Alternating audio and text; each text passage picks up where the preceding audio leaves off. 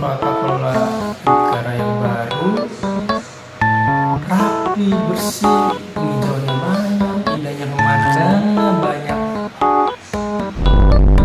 Pokoknya mah dream of country of Indonesia. Asik, kayak bagus sih guys. Hai, perkenalkan nama gue Rizal Lahir. Kali ini gue akan membahas tentang dampak pemindahan ibu kota negara yang baru di Kalimantan.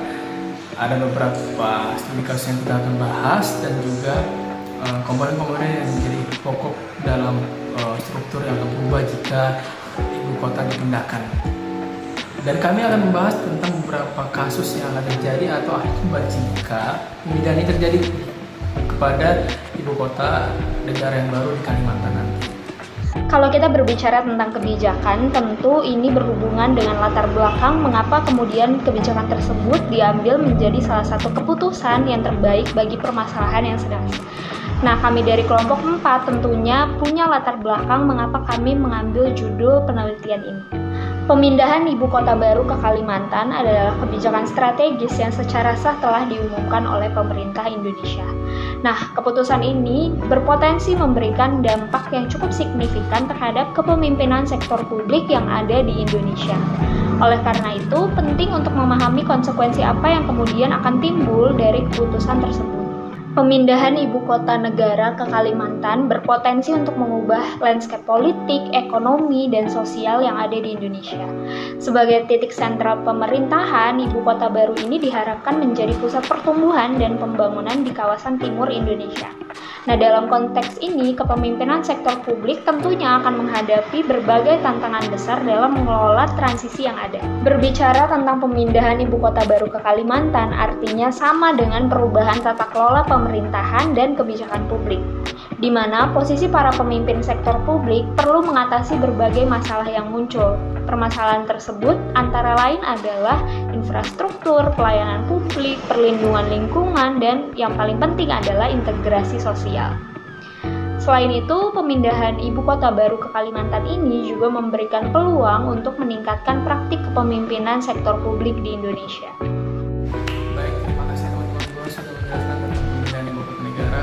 Tapi kita akan masuk lagi bagaimana jika berlanjut kepada perpindahan ibu kota negara. Mungkin ada dari bentukan kepemimpinan, ada juga perubahan struktur organisasi, ada juga perubahan sosial dan ekonomi.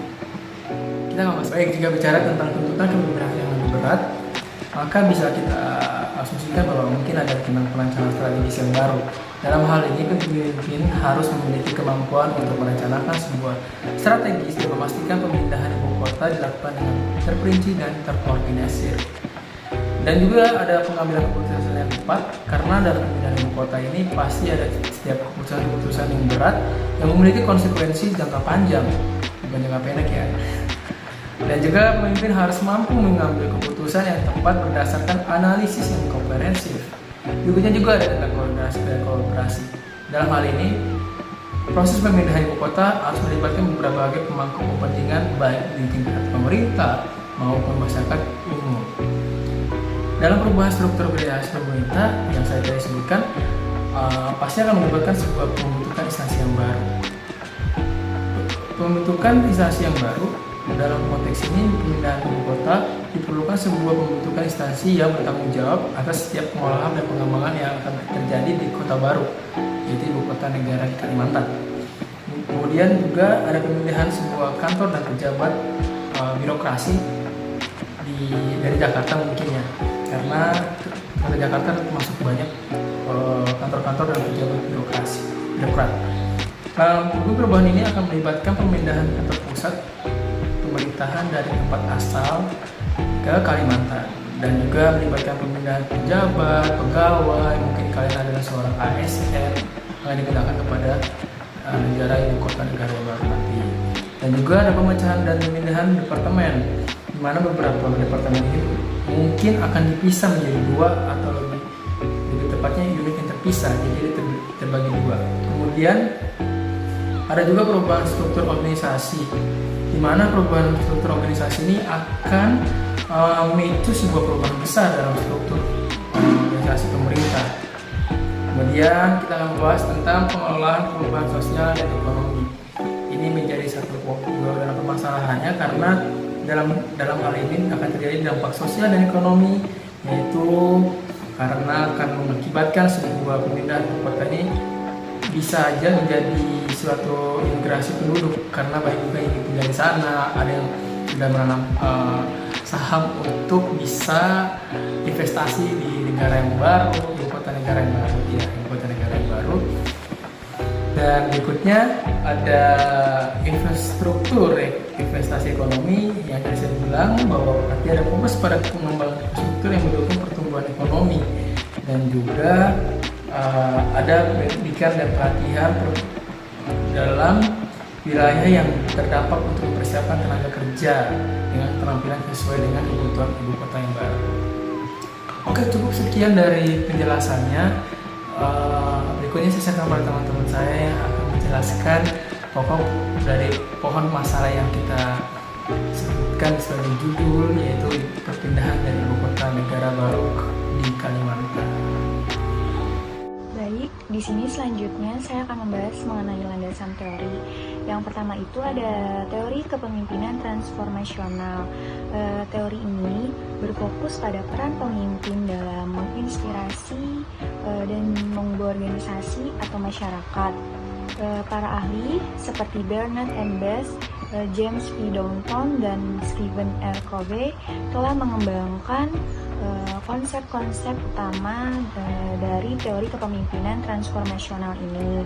Dalam konteks pemindahan ibu kota baru, kepemimpinan transformasional ini akan menjadi landasan yang relevan untuk memahami bagaimana pemimpin sektor publik dapat menggerakkan perubahan dan juga transformasi yang diperlukan dalam mengelola pemindahan ibu kota. Selanjutnya yang kedua ada teori kepemimpinan sektor publik. Jadi teori ini berfokus pada praktik kepemimpinan khusus dalam sektor publik ini. Para ahli seperti James McGregor Burns, Warren Bennis, dan John P. Kotter telah mengemukakan konsep dan juga model kepemimpinan yang relevan dalam sektor publik ini. Jadi dalam konteks pemindahan ibu kota baru ini ke Kalimantan, teori ini akan memberikan pemahaman tentang gaya kepemimpinan yang efektif, manajemen krisis, dan juga kemampuan memfasilitasi kolaborasi antar sektor dalam menghadapi perubahan besar dalam pemerintahan. Kemudian yang terakhir ada teori pemindahan ibu kota. Jadi landasan teori ini akan mencakup hasil penelitian sebelumnya yang melibatkan studi kasus pemindahan ibu kota negara dari negara lain ke lokasi yang baru. Dalam studi kasus ini melibatkan konsep manajemen perubahan, evaluasi keberhasilan pemindahan ibu kota, dan juga faktor-faktor pengaruh lainnya yang terkait dengan implementasi pemindahan ibu kota. Jadi penelitian sebelumnya yang melibatkan pemindahan ibu kota seperti penelitian dari Robert Bergert, Robin Dowling, dan juga Jennifer Walsh akan memberikan wawasan yang pastinya berguna dalam menganalisis dampak pemindahan ibu kota baru ke Kalimantan ini. Selanjutnya yaitu akibat permasalahan dari pindahan ibu kota ke Kalimantan. Yang pertama ada ketegangan sosial. Rencana pemindahan ibu kota direncanakan dengan perpindahan pegawai pemerintahan atau aparatur sipil negara yang juga nantinya dilaksanakan secara bertahap setelah infrastruktur yang akan dibangun telah rampung dan siap digunakan. Perpindahan ini tentunya akan meningkatkan laju migrasi dan mempertemukan budaya pendatang dengan budaya masyarakat setempat. Menimbang perbedaan budaya dan beragamnya nilai masyarakat Indonesia, hal ini tidak luput akan kerentanan terjadinya gesekan di antara budaya tersebut. Tidak hanya dari sisi perbedaan budaya saja, permasalahan lain yang muncul sangat tinggi potensi konflik di masyarakat yaitu konflik sosial. Hal ini dibuktikan dengan berbagai fenomena akibat terjadinya pengelompokan masyarakat yang akan menjadi penduduk asli dan pendatang. Pengelompokan ini rentan sekali mengekskalasi menjadi konflik sosial yang akan pecah jika terjadi kesenjangan di dalamnya. Ketimpangan dapat terjadi karena gelombang eksodus merupakan kelompok masyarakat yang telah memiliki standar hidup di Jakarta. Dalam kehidupan sehari-hari, individu atau kelompok tidak terlepas dari interaksi dengan kelompok lain. Interaksi pada kelompok multikultural dengan perbedaan ciri fisik, pengetahuan, adat istiadat, dan keyakinan rentan terhadap konflik. Di Indonesia, konflik akibat perbedaan kebudayaan lebih banyak berubah menjadi konflik destruktif yang berakibat pada bentrokan antar suku, agama, ras, atau golongan yang kemudian melibatkan kekerasan fisik hingga mengakibatkan hilangnya nyawa dan harta benda. Yang kedua, ada ketidakpastian kebijakan. Pemindahan ibu kota baru akan mengakibatkan munculnya ketidakpastian kebijakan. Banyaknya celah dalam formulasi kebijakan pemindahan ibu kota ini akan menimbulkan efek turunan pada tahapan selanjutnya, terutama pada eksekusi kebijakan. Proses pembuatan peraturan turunan dari Undang-Undang Mengenai IKN harus melibatkan publik dari segala sektor terkait. Pemerintah tidak boleh mengulangi lagi kesalahan yang sama dalam proses penyusunan undang-undang.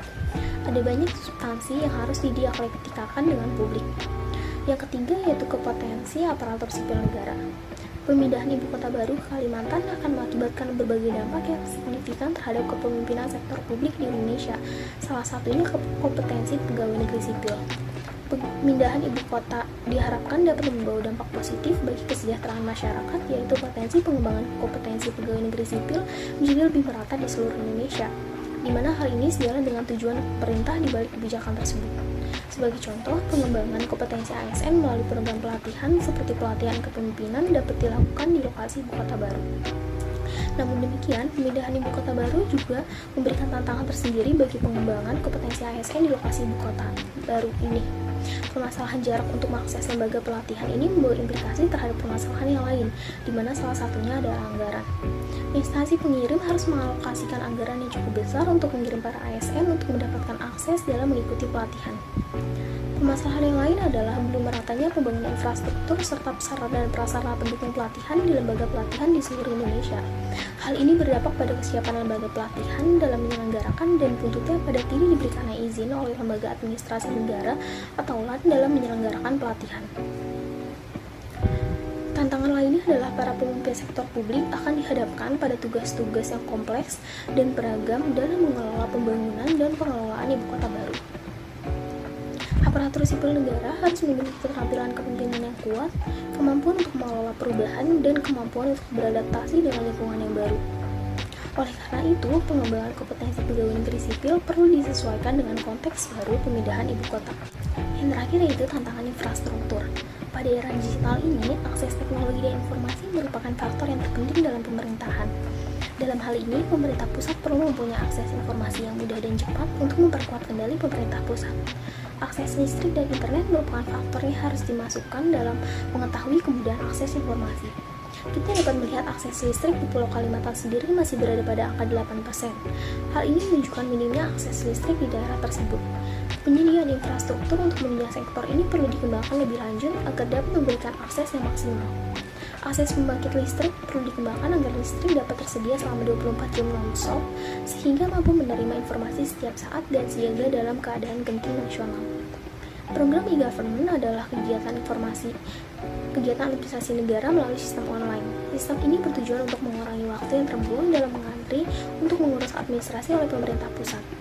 Pemberlakuan sistem ini membutuhkan kemudahan akses internet tidak hanya bagi pemerintah pusat saja, tetapi juga bagi masyarakat di seluruh penjuru Indonesia.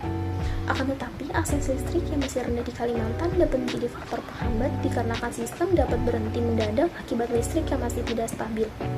Oleh karena itu, pengembangan akses listrik dan internet di daerah calon ibu kota baru harus dikembangkan untuk memaksimalkan keberhasilan program e-government ini. Dan adapun solusi dari permasalahan pindahnya ibu kota baru ke Kalimantan. Yang pertama, perencanaan jangka panjang. Yang kedua, penguatan kapasitas institusi. Yang ketiga, kolaborasi antar lembaga. Yang keempat, pelatihan dan pengembangan. Dan yang kelima, ada konsultasi dan partisipasi publik.